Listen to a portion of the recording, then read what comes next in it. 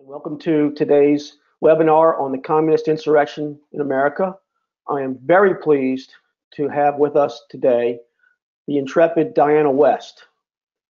Diana West is an award-winning journalist and author of American Betrayal, The Secret Assault on Our Nation's Character, and also the author of The Death of the Grown-Up, How America's Arrested Development is Bringing Down Western Civilization. She's also co-author of Sharia, The Threat to America, which was published by the Center for Security Policy Press. Ms. West is also a syndicated columnist whose essays have appeared in The New Criterion, The Public Interest, The Wall Street Journal, The Washington Post magazine, and The Washington Times. Her latest book is titled The Red Thread, A Search for Ideological Drivers Inside the Anti-Trump Conspiracy. And this is that book, this new book. Ms. West also blogs at dianawest.net. Ms. West, thank you very much for joining us this afternoon. It is an honor and a privilege to have you with us. Thank you very much for having me. I'm really looking forward to this conversation. What we're faced with today, in my opinion, is a communist insurrection in this country. We've gotten to the point where we have people in this country who object, often with violence, to statues to our founding fathers and Confederate flags. At the same time, they fly the flag of the Soviet Union. They display the hammer and sickle, and they also wear Che Guevara t-shirts. It's kind of a contradiction, it would seem, but I guess not in their world. So what we're faced with today is a dilemma. How do we handle these people? And what is going on in our country? How did this come about? And so, do you agree? Are we in fact seeing a communist insurrection in America today? We're seeing a communist-led attempted insurrection for sure. We are seeing people who self-identify as Marxists. For example, one of the co-founders of Black Lives Matter, Patrisse Cullors, it calls herself a trained Marxist. This is a very significant description, and it gives us a real clue that this is an ideological assault, a communist assault on our institutions and our identity. I think that what's really important to understand is the continuum of this attempt to overthrow our constitutional government here. This is not just something that erupted as of May of 2020 or with Donald Trump's election or indeed with Barack Obama's election going back to 2008. We're really looking at least a century of organized, directed assault at our institutions, subversion of our institutions. And so in order to really see how we could be at such a crisis point, I think it's really important to start pulling the lens back and seeing this in a greater context. You know, it's interesting that you bring up the historical perspective, because in reading your work and following your work over the years, you seem to have a unique ability to tie political and national security and also the all-important cultural aspects of this conflict together, and then provide that vital historical perspective. And the historical perspective is one that is largely lost on the population as a whole, because what we're taught, particularly about the Cold War years in colleges and universities today, is, in my opinion, nonsense. They just completely ignore the reality of that history. Do you think that that's the case? Absolutely, and thank you for what you say, because this, again, it's not just enough to pull back and see a historical continuum, but this is also a cultural war that we are looking at. And yes, certainly it's right to begin with a look at what our universities, colleges, high schools teach about the Cold War. That's a start. The cultural aspect, however, is almost infinite here, because what we see in all of the revolutionary movements that I've ever studied, some deeply, some more glancingly, is this effort to remake man, this effort to change human nature. We certainly see that if we go back to the French Revolution. There was this notion of destroying the old order and creating a new man. many of us are still, even with our limited and subverted education systems, are familiar with the idea of the new Soviet man, which was another one of these efforts to remake human nature. The way this is being done, has always been done, is through violence and brainwashing, essentially. And when we look at what's on the streets today, we see evidence of all of those things. And this is what's so important. A number of people can harken back to the Cultural Revolution in China and the advent of the Red Guard in the 1960s, whose express interest and strategy and indeed their accomplishment, if you can call it that, was the destruction of everything old, all the olds, the destruction.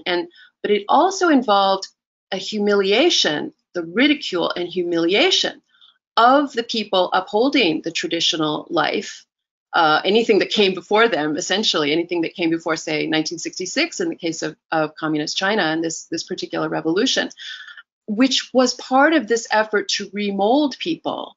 Now, the other piece of that, in all of these revolutions that we've lived through in the 20th century, for sure, and this is something Vladimir Bukovsky has talked about, there is always a stage of killing whereby as many as 10% of the population can be just utterly, well, decimated is the right term. The population is decimated.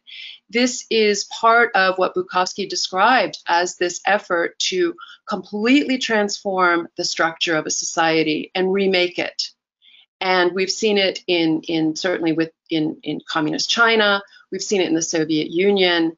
We've seen it going back in time before that to the earlier revolution. So this is really dangerous, and this is why we need to become very, very versed in all of these things as we look at what's happening on our streets and how they are supposed to affect the election in November. So all coming to a head.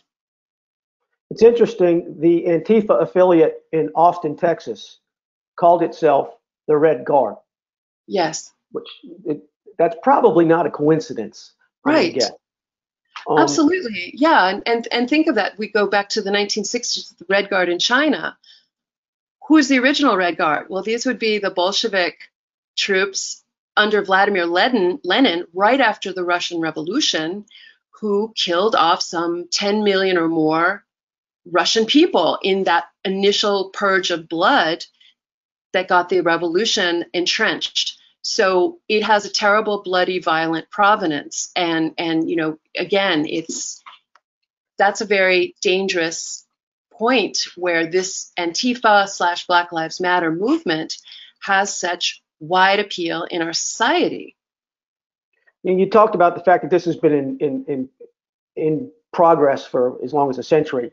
I think there's still a sense out there that the rioting and violent protests and other insurrection activities that we're seeing around the country are somehow tied or are in response to the killing of George Floyd. But clearly, the fact that all of this sprung up simultaneously from coast to coast with people dressed in almost identical clothing, using common tactics in an organized manner, this was something that was in the wings and just needed a spark to get going. I think you're right. I think it has to be examined in such a way, given the coordination and the tremendous spread, as you say, across the country. Scores of American cities had this exact same pattern repeated. This brings me to something really disturbing. If you think everything else was disturbing, just wait for this. This is something that our FBI, our Federal Bureau of Investigation, should have already had a handle on.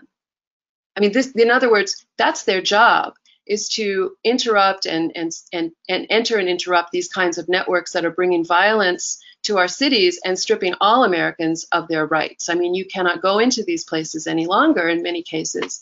Life has been disrupted, life that was already disrupted previous due to the coronavirus, what I call the corona tyranny. Now, on top of that, you have decimated city centers and fear in the land. Where was the Federal Bureau of Investigation? Where is the Congress in terms of demanding answers to this this absolute colossal failure of law enforcement. And here is where you get to one of my subjects that I study because I can't take my eyes off it. It's so ghastly, is this notion of subversion within, the enemy within. Remember, everyone who enters into a position of responsibility in our government, from military to civilian, takes that oath to swear to defend the Constitution from enemies, foreign and domestic. We don't do the domestic part anymore, and this is no accident either. I mean, we can look at coordination from May forward this summer and say there's a plan there, but we can actually go back in time and see a concerted effort by the Communist Party in this country, by fellow travelers, as they used to call people who sympathized with communism but were not actually party members, people who would call themselves progressives, kind of the same thing, socialists, all people on the left who do not believe in the constitutional government we have and attempt to overthrow or destroy it in some way. We can go back and see their effort to blind us to the enemy within, which was usually them, people working on their side, in other words, as a matter of strategy. And this takes us back to what I consider the creation of what we now sort of call the swamp, the deep state in Washington, D.C. The original swamp, and this is something that I go into great detail in my book, American Betrayal, the original swamp came into being pretty much under the aegis of Franklin Roosevelt's many terms in office, beginning in 1932 when he was elected, 1933 when he came to office. And the mechanism of this, and this is something that I've discussed in another Center for Security Policy forum, the mechanism for this, one of the most important mechanisms of this, was when Franklin Roosevelt decided to normalize relations with the Soviet Union, which at that point was only a dozen or so few years old. This was the Bolshevik regime of Joseph Stalin at this point. Just at that moment, coming out of what we now recognize as the Ukraine terror famine, where Stalin was able to destroy his political enemies, farmers who did not wish to be collectivized by the state, these were the political enemies in the Ukraine, as it was called then, through mass starvation, by stripping away grain supplies, by taking food away, by preventing these farmers from harvesting. The starvation was absolutely heinous and one of the biggest crimes that we know of in history. Upwards of 6, 7, 8 million people were killed, and Franklin Roosevelt decides to normalize relations. I mean, this was America's, in the terms of the book I wrote, this to me was America's moral fall.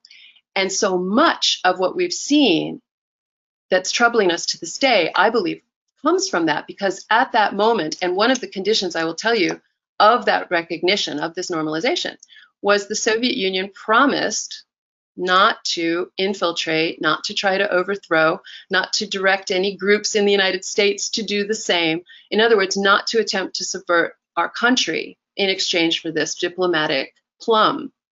Well, they were already doing it at the moment the paper was being signed, and they only ramped up after this diplomatic milestone occurred. And what that looked like was a massive entry of communists, fellow travelers, socialists, dupes, into the, at that moment, exploding federal government, because that was another thing Franklin Roosevelt presided over, was the explosion of the federal government. And essentially, the swamp today is what has replicated itself ever since. One of the things that we have been able to document is at least 500 federal government activities and so on, in and around the federal government institutions. I mean, that is an extraordinary danger when you think about how famous, or infamous, I should say, the Cambridge Five, the Five Spies, known Kim Philby being the most famous or infamous. Five Spies wreaked havoc on national security for Britain and the United States and the Western world. Imagine what 500 did. I mean, this is what I explore in American Betrayal, the impact of that infiltration on our war making, on the Cold War itself, and going forward. So this was a very big deal, and it's never really been reckoned with. And today, I believe we are looking at the swamp a second time, because everyone else in the meantime, not everyone, but essentially it was ignored for so long until you get to the presidency of Donald Trump. And because he poses such a threat to this revolution is I believe, why we've seen this rolling coup d'etat ever since he came within sight of the White House. So it's a complicated story, and yet on the other hand, it's kind of simple. The law enforcement component is missing, and we have to wonder why, and we have to start connecting some dots, or at least looking for dots to connect, because this is just as dangerous as anything that Beijing or any of our other adversaries can possibly do to us. Well, with that in mind, some elected officials seem to dismiss or excuse the violence we're seeing in our streets. And who are some of these officials that seem to apologize, if not completely endorse Antifa? And why do you suppose more people in power, elected officials, and even appointed officials across the country aren't strenuously opposing these riots and the looting and the violent demonstrations that we're seeing? Why do you suppose that is? And who would you identify as some of the worst offenders?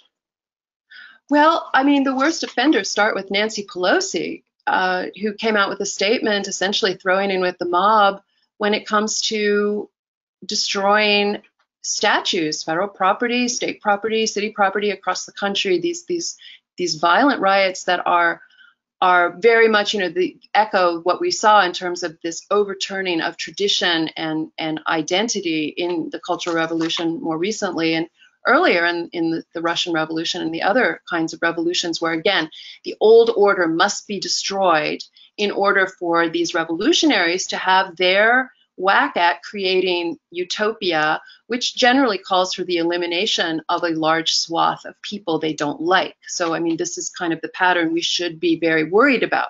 We've seen it so many times, but certainly the Democratic, mainly governors, the mayors who have resisted or again, been derelict in their own duties in terms of maintaining law and order for their citizens. I mean, these are crimes against American citizens who can no longer function with any normal freedom. I mean, this is just top to bottom a debacle.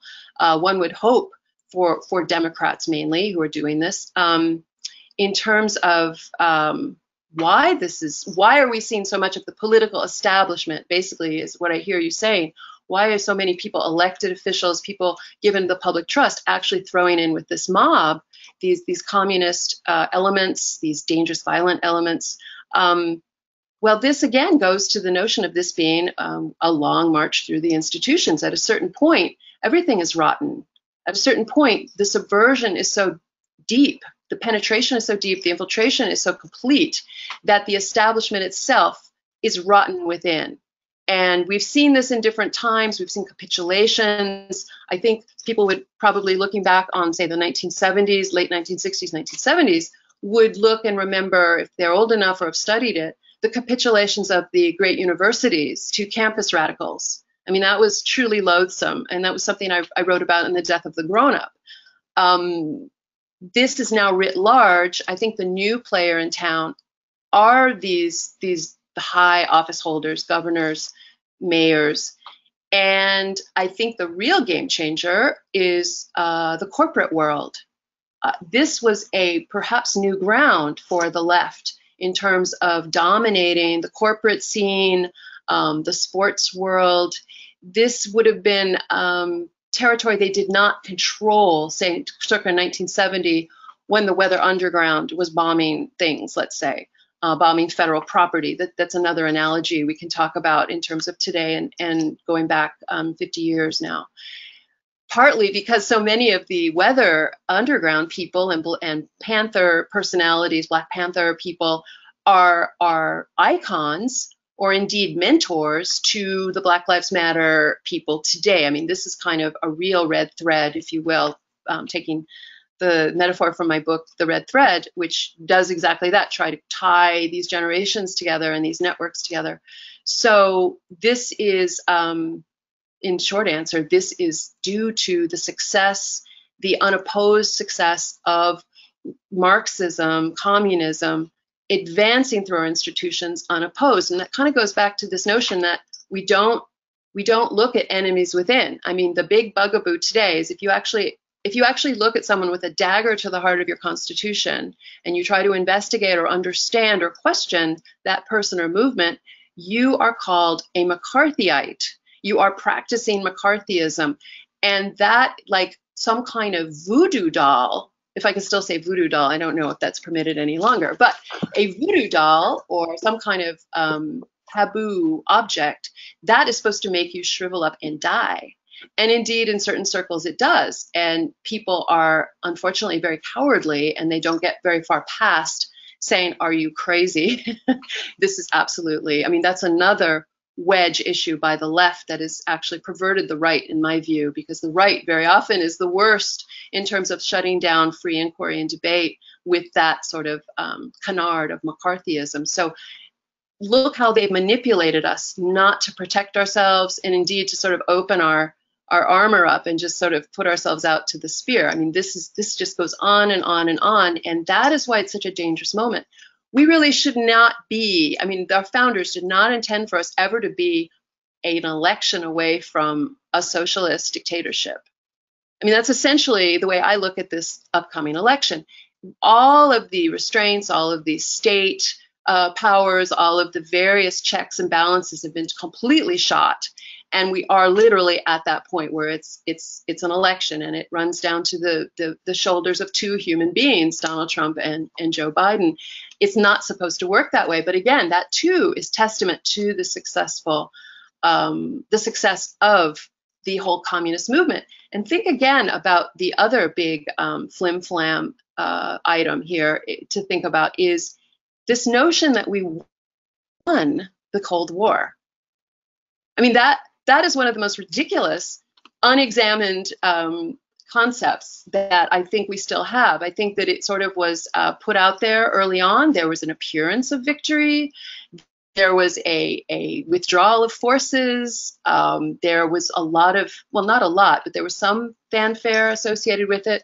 This is sort of the question that sent me into my work on American Betrayal, because at that time, I started working on the book when Barack Obama was first in the Oval Office, and we were dealing with Obamacare.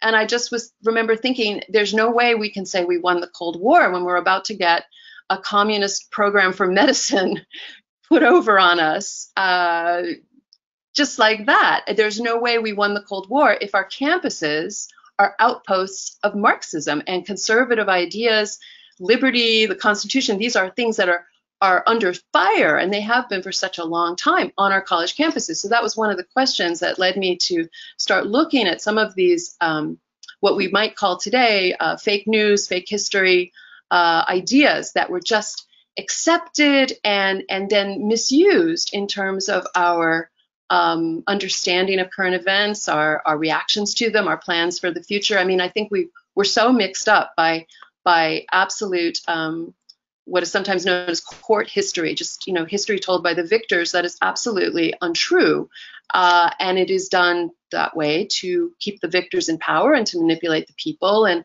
I think people are starting to wake up to some of these tricks, but it's very late in the day. It's unfortunate how successful they've been. When I was a young man, about 35 years ago, communism was like a four-letter word, at least in the circles that I ran in. Marxism was considered a bad thing. This is a rhetorical question, but why is it that we don't view Joseph Stalin as an evil person from history? Why don't we view Mao Zedong as an evil person from history? Those should be thought of in the same breath as Adolf Hitler, in my opinion. Yeah, absolutely. One of the problems we have today, my 33-year-old son pointed out to me, Dad, you talk about Marxism. A lot of the young people today don't know what Marxism is. They don't even know what that term is. And I realized it's a huge education challenge that we have because they're not learning this in school. They're not learning that communism was a bad thing, that we have a whole generation of Americans were supposed to be preventing communism from spreading around the world in what was known as the Cold War, and it's not being taught. Right. And so what we're seeing today is that it's like the mask has been taken off, and all of a sudden, for people like me, it's like, oh my word, they've been underneath the surface all along, and now we're seeing that they've made tremendous progress when we thought we had beaten them. Just as you said, I thought we won the Cold War, and it is ridiculous because you can't say we won the Cold War when there's communists running in the streets of dozens of cities in the United States. Exactly. Well, there's been a lot of manipulation along the way. Certainly, education system is one. A lot of people can appreciate that. But think about it. To be a patriotic American conservative Republican, going back again decades, say to the 1960s forward, meant that you fought communism in a far-off little country that most people had never heard of until American troops were there. We did not fight communism at home.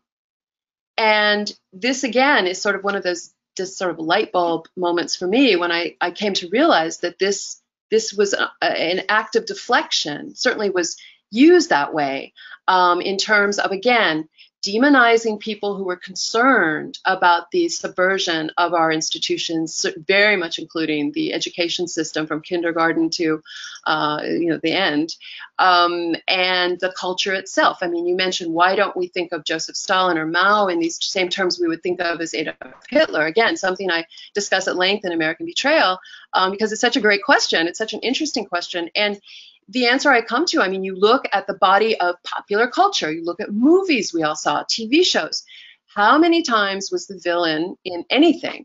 Well, if it's not a businessman, an American businessman, it would be a Nazi.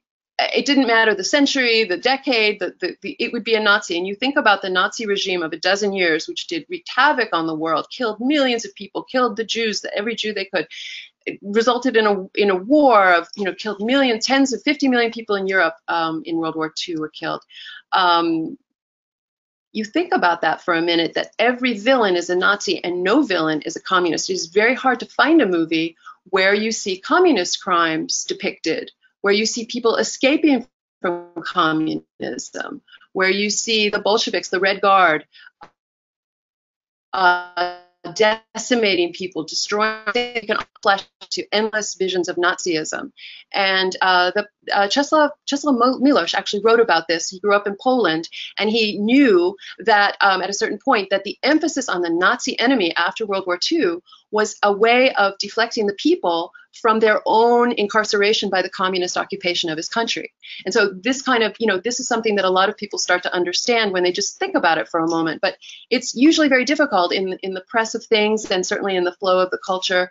But it is something to think about. And then you understand, well, we all know the Hollywood is left wing. We all open it to Broadway and books and all the rest of it in terms of controlling the message. And so as long as we hammer Nazism, communism gets a pass.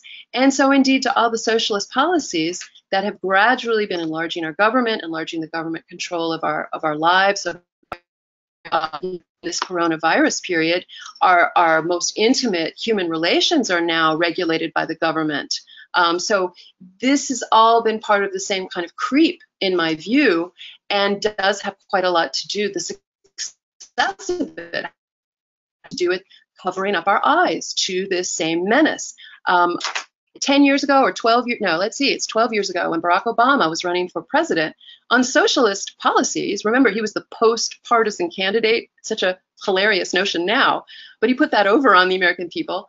You could not use the word socialist to describe his policies. He was very sensitive about that. And the press was very compliant about that. And if you remember Joe the plumber, right before the end of the campaign in 2008, actually unmasking Obama as someone who wanted to spread the wealth around, which did make a lot of people think of socialism, the press moved and investigated Joe. Did he have a plumber's license? I mean, literally, they did not investigate Obama's policies. They did not investigate his political awakening, or no, his political coming out party in the living room of Bernardine Dorn and Bill Ayers, two of the most notorious members of the Weather Underground. So we have been blinded, we've been blindsided, and we've been compliant about it for far too long. Shifting gears to something that you brought up recently to me, which would have been unthinkable in my younger years. We've got some of our nation's top recent intelligence and law enforcement officials that have communist backgrounds. Sure. Can you inform our audience about that? I think people know about Brennan, but they may not know about the other guy. I'm going to just let you go with it. Sure. Well, this is something that I discovered when I was researching the Red Thread, which began as a thought experiment simply to try to understand what was driving all of these people involved in the anti-Trump conspiracy to do such outlandish and indeed illegal things, where normally we would just wait for another election and vote the bums out. I mean, that's the way the American system is supposed to work. And instead, we had this conspiracy and this coup, which is still not addressed or punished. But in the course of that, I was able to examine James Comey, one of the principal players here, at some length through his own writings, through his own interviews. There was a time when it would have been unheard of to have an FBI director and someone at the top of our intelligence apparatus in this country who are communists at one point. Yes. When I joined the military in the early 1980s, I had to fill out a form asking all kinds of questions. One of the questions was, have you visited any of the following countries after the date indicated? And it showed the list of Warsaw Pact nations and other communist countries and the date on which they went communist. And if the answer to any of those questions was yes, I visited Poland or Czechoslovakia or the Soviet Union or communist China after the date given, I had to give a complete explanation of why I went there, what I was doing there, and when I was there. And that was just to join the U.S. military. And I was told that if the answer was yes to any of them, it was going to be a problem. Well, I hadn't gone to any communist countries as an adolescent, so it wasn't a big deal for me. But that stuck in my mind for years and years that, this was a real thing. All of a sudden you're 18 years old and it's like, this is real. Like, we have an enemy and we're serious about not letting that enemy penetrate us. And at some point, we stopped being serious about that. And when we stopped being serious about it, guys like Comey, who were communists in college, communists in college, you're an adult when you're in college. You're able to make decisions. Many of us in college were involved in the U.S. military. At the same time, he was a communist. Right. Think of the context for that, because when he was in college and a communist, our overseas adversaries were the communists, and he was a communist. Exactly, the 1980s, right? That infers a certain amount of sympathy for the enemy. How did he? First of all, I don't understand why somebody like that would want to join the FBI, because I knew people like that in college, and we made fun of them. It was like, this guy is a nut. He's a communist. And we regarded people like that as nuts. And we never figured that someone like that would even want to join the FBI. And it makes me wonder, the only reason somebody like that would have wanted to join the FBI back in those days would be for nefarious reasons.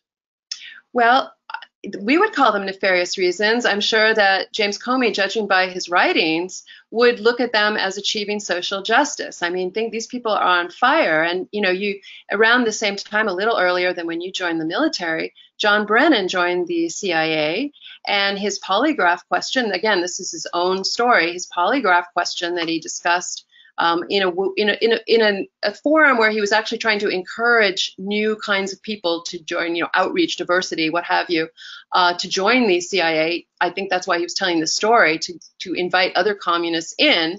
But he made the point that when his question came up from the polygraph test, have you ever had anything to do with the communist movement towards their something like that, he admitted that he had, yes, voted communist in 1976 in the Brezhnev years, for Gus Hall, who was a communist leader for many years in America, someone who's convicted of trying to overthrow the country, who'd gone on the lam, for some time.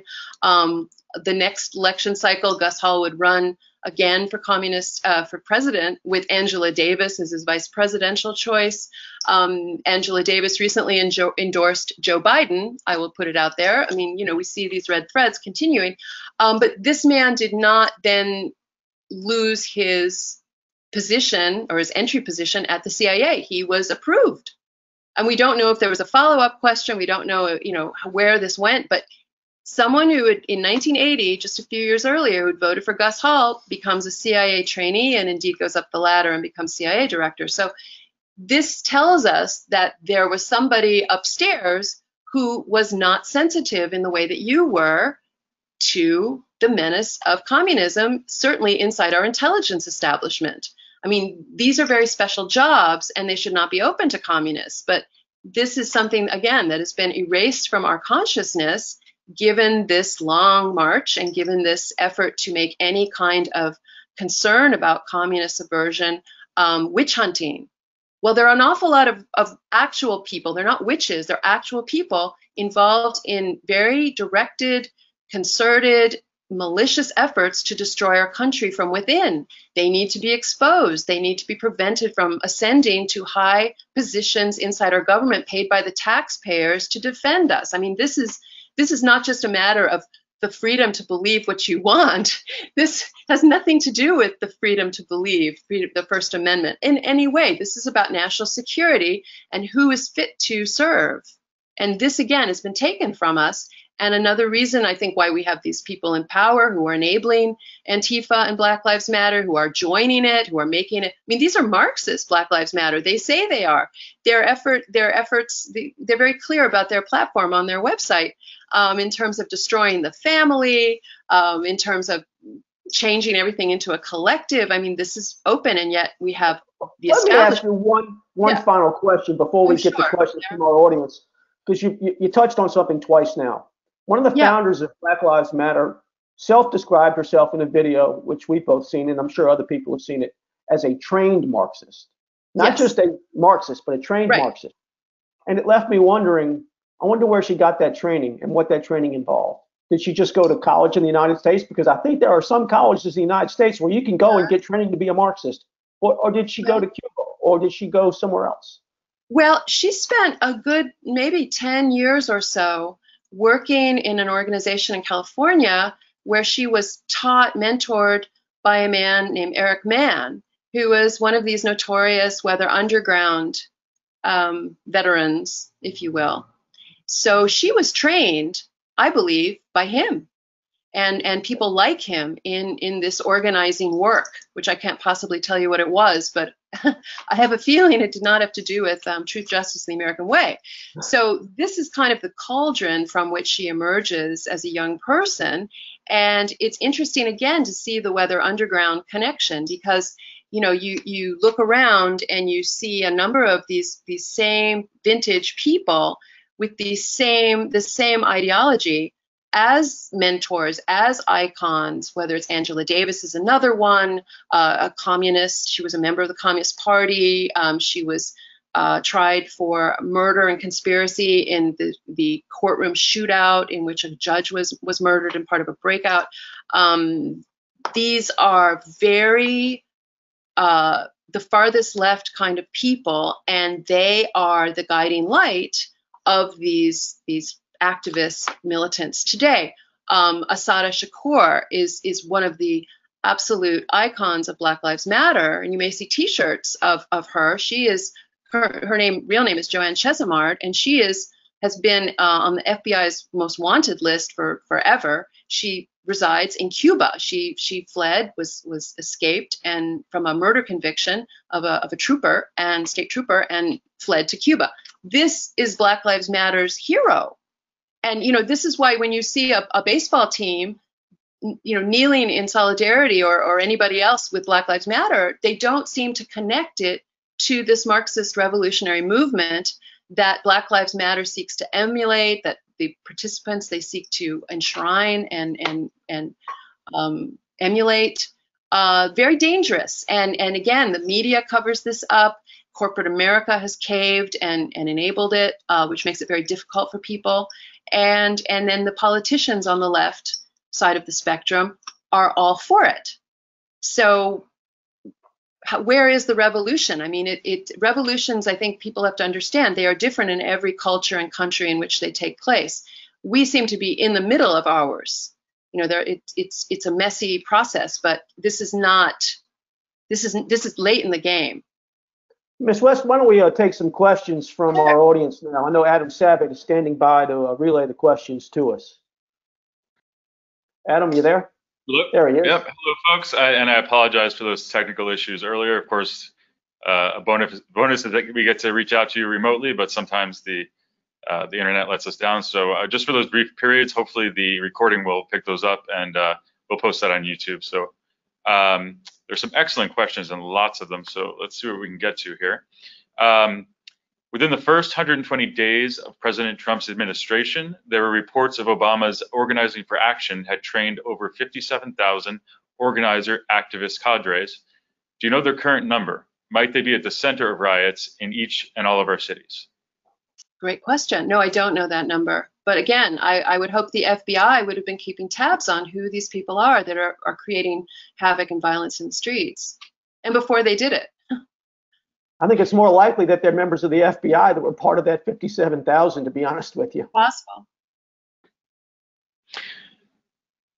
This is so we've just gotten news in DC that we have mandated masks outside now. The mayor just announced that just now, which is quite depressing. So I'm going to privilege this question. Is there a connection between mandating masks and the rioters? Do mandates serve to condition the people to accept that the rioters are wearing masks? What was the last part, Adam? Do mandates serve to condition the people to accept that the rioters are wearing masks? Well, as far as I can tell, the rioters are generally exempt from these mask mandates. We've certainly seen that in New York, where Mayor de Blasio has absolutely abandoned any notion of equal protection under the law or equal application of the law in terms of allowing Black Lives Matter rallies to proceed, masked or not masked, and punishing any other kind of gathering, whether it be a Jewish funeral or a playground or any other kind of rally against masks, let us say. So I don't think that the masks are conditioning us for the Black Lives Matter, although certainly criminals will be using the masks to their advantage, if that is what the questioner is getting at. Absolutely. I believe the masks are part of a dehumanizing process that is turning individuals into subjects, into pieces of flesh, and I can't emphasize my own rejection of masks based on the science, certainly based on the controversy over the masks at the very least. But instead of getting into a big medical debate here, which I'm sure people aren't as interested in, this clearly is a method to control us and to keep us afraid and to further erode our sense of citizenship and sovereignty, make us fearful and more dependent on the government and the officials who tell us what to do. Absolutely the worst thing ever. And personally, and I have no connections to offer you, I don't think it's an accident that the rioting that we've seen this summer and the pillaging and so on and destruction followed a period where Americans had already spent months locked down, not going to their cities, not going to their stores, not going to their offices. In other words, we created ghost towns across America, and then they burned. And I think that it can't be, I don't know exactly the significance, but they seem very connected to me, because imagine if people one day were not able to go to their office or their store because it was burned down by Black Lives Matter. You would have a very different attitude, I think, toward the rioters. Here we've already been absolutely subjugated and battered. We are psychologically battered by this. Healthy people have been told to treat themselves as vectors of disease and poisonous to the world. I mean, we're in a terrible psychological state going into this period of rebellion, of open rebellion. So I think they're connected, and I, urge people as best they can to reject them. Which federal offices in particular are the most important positions for proper federal investigations of what Diana is discussing? Some said Peter Strzok was in charge of key offices who would have investigated. Where should our best allies, where should we have our best allies, and can we send a group letter asking them to brief us on their understanding of the network fomenting violence? That's an interesting question. I don't think there's anybody home at the moment to send that letter to, and that would include Attorney General Barr, who know him by his actions. We have seen zip. And I've been very leery of Attorney General Barr, who should be the point man on all of this at this point. Certainly FBI Director Wray, another problem area.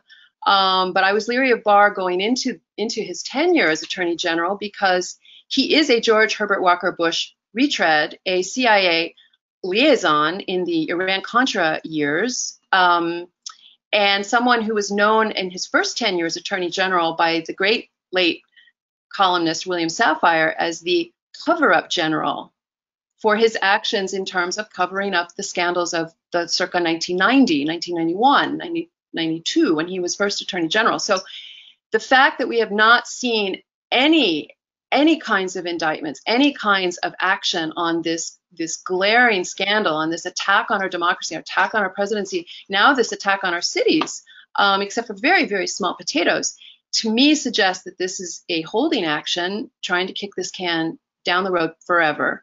And I don't know who you write a letter to. I mean, this is an opportunity, if we get a Trump 2.0, to clean house. I don't think personally that the president has the power to do that at this moment. It's a very dangerous tightrope for him to election day. And frankly, I that's my own hunch, my own reading of it. But that has to be done if we're ever to get back to any kind of law and order in this country, justice, any kind of reckoning for this assault on our, not just the president, the assault on the American voter and the act of voting, the act of holding elections. And this is why it's so central, and it's not personal to Donald Trump. It's personal to every American who voted for him or wants the country to continue in its former way, because I think we're really lost our way at this point.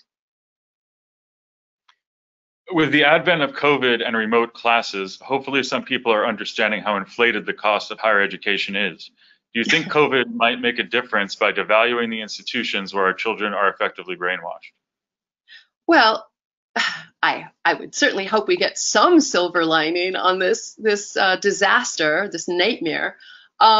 It's possible. I don't know. I mean, it'll be interesting to see what happens to some of these brand name institutions like Harvard and my alma mater, Yale. I'm waiting to see if Yale, Eli Yale, the slaveholder's name, is taken from Yale, and I have this weird feeling that it will not be, because the brand is too important to the left to drop it, just as, for example, Governor Northam was able to hang on in office despite having committed blackface in his earlier career. So, I think one of the most important phrases to come out of the 60s that really helps me understand things and helps, I think, people understand it's not just hypocrisy we're talking about here, is the issue is never the issue. The issue is always the revolution. And this is why you can watch them zig and zag and have not a single principle. And it isn't because they're unprincipled, which of course they are. It's because principles are not what guide them. Power is the route to power. And so you can, for example, give a pass to Governor Northam if you want Virginia to remain in the control of the blue party. I mean, this is just, simple power politics. In terms of what happens to the universities, yes, I hope that happens. That would be something, but not enough. I mean, it's not enough, because the rest of our society is being utterly destroyed along with it. Why is U.S. Code 2385 advocating overthrow of government not enforced, while sitting Congresswoman Ilhan Omar openly calls for dismantling government, i.e. overthrowing and establishing another form of government? Because we don't have law enforcement. We don't have law enforcement for the Trump conspirators at the highest level, or at Ilhan Omar's high level, and we don't have it on the streets. I mean, we are broken. We're in this terrible period of where rules and laws do not apply to many of the people trying to dismantle the government, like Ilhan Omar, and people trying to burn it down on the streets. I mean, this is why the dynamic here, there's nothing theoretical about this. You know, we used to talk about in the 80s or the 90s, we talked about political correctness and, you know, dead white males being overthrown in the universities in terms of what you study. No, none of this is theoretical anymore. We are in the hot zone at this moment, looking at all these things. So essentially, it has been suspended for this duration going toward the election. And, you know, what will happen after Election Day will determine whether we will see any of our laws ever enforced again. I mean, that sounds quite dire, but I think it's actually my personal assessment. And we don't have Andrew McCarthy in the Justice Department anymore. He was the only guy in modern history who had the guts to try somebody under the Smith Act for sedition. And, I would like to see Sidney Powell made Attorney General in Trump 2.0. That would be my idea of getting something done. Speaking of that, along those lines, so if Trump wins, what can he do differently, considering he is POTUS now and can't prevent it? Maybe to sharpen that up, you know, yeah. Sure. Would it, right after the election, would he be empowered in a different way that he's not now? Yes, absolutely. He has no allies in Washington, D.C. He has virtually no allies in Capitol Hill, which is also in Washington, D.C., but in terms of his own government, very little. Capitol Hill, very little. His only power is the MAGA people, the 63 million who voted for him in 2016. That is the source of his power. That is who he's working for. And at this point, he needs a mandate like this is an unfortunate metaphor, it comes to my mind, but or similarly, like a junkie needs an injection. I mean, he needs that injection of power and force in order to essentially regain the presidential powers that have been, he's been boxed in since day one by all of the machinations, this rolling coup d'etat that has been in place even before he was actually in the White House. It's just taken different shapes, gone from different points of power in Washington, from the actual, you know, the actual Trump-Russia coup with the media and the intelligence community to the Mueller investigation to the impeachment inquiry. Then we move right into COVID. Then we move right into these riots. I mean, this has been with all of the other scandals along the way that were supposed to take him down. I mean, remember Stormy Daniels was supposed to destroy his presidency. I mean, it's just been one thing after another. So if he is reelected in November, he comes back, in my scenario, he comes back to town having learned the hard way, what it's really like. I mean, this man did not know that people would not forgive him for winning the election. I mean, I remember Rush Limbaugh very early on talking about this amazing conversation he had with Donald Trump early in the Trump presidency, where Trump actually believe that having won, now everyone could be friends again. Maybe that was the way he used to, you know, live his life. But he's learned a lot, I hope. And I hope we would see a massive change in personnel and see people who actually support America First agenda and support him getting into positions of power to do things, to restore the republic. All right, we'll do one more question and then throw it over to you, Chris, to close out. Please discuss key rioter funding sources and specifically George Soros. How can the funding sources be checkmated? Well, this becomes another law enforcement question in terms of Soros. I know that certain congressmen have tried to look at this, but again, these are like open sores at this point where there's no redress. To me, Soros is clearly, this is just absolutely uneducated guess, but to me, Soros seems like a cutout for other forces, for other agencies, for other countries. I mean, this is something that just cries out for a serious government investigation, and we have not seen that. And well, why? Well, there's so much corruption. There's so much corruption. You know, it's like we are at this point of subversion and lawlessness that has gotten us to this point of danger. So again, I would be rolling this into my 2021 agenda here in terms of how to actually return the country or go forward in the country to a place where we can begin again without this revolutionary struggle, as Angela Davis would call it. Thank you. Thank you very much, Adam, for those questions. I appreciate that. And Ms. West, Yes. thank you very much for joining us today. We're honored to have you. I think you did a great job at answering these questions, and I apologize to you for the technical problems. And like Adam said, I'm hopeful that in the YouTube version of this, which will be posted in the next day or so, I think we'll have a complete seamless version that we'll be able to share with people. So to those in our audience, look for that going forward. And one final thing I'd like to say is that I think Antifa is an international organization. I think it needs to be designated a foreign terrorist organization. And if we were able to do that, anybody who supported them could be tried for material support for terrorism. And that would dry up the funding of Antifa, at least.